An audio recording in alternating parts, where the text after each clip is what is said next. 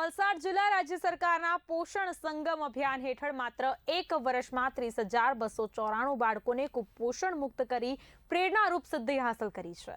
જિલ્લા વિકાસ અધિકારીના માર્ગદર્શન હેઠળ આઈસીડીએસ વિભાગે ધરમપુર અને કપરાડા જેવા અંતરિયાળ વિસ્તારોમાં માઇક્રો પ્લાનિંગ કરી બાળકોને પૌષ્ટિક આહાર અને દૂધની સાથે જ્ઞાન સાથે ગમ્મતનું વાતાવરણ પૂરું પાડ્યું છે।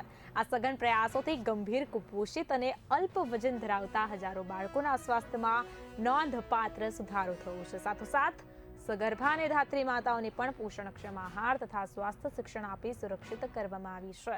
સ્વસ્થ બાળક સ્વસ્થ રાષ્ટ્રના સંકલ્પ સાથે વલસાડ જિલ્લો આજે પોષણ ક્ષેત્રે સમગ્ર રાજ્ય માટે રોલ મોડેલ તરીકે ઉભરી આવ્યો છે।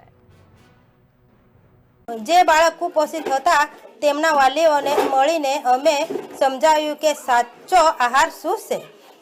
પોષણ સંગમ કાર્યક્રમ હેઠળ અમે બાળકોને પૂરક આહાર અને જરૂરી દવાઓ સમયસર પહોંચાડી છે। મને જણાવતા આનંદ થાય છે કે છેલ્લા એક વર્ષમાં વલસાડ જિલ્લાના 30,000થી પણ વધુ બાળકોને કુપોષણ મુક્ત કર્યા છે।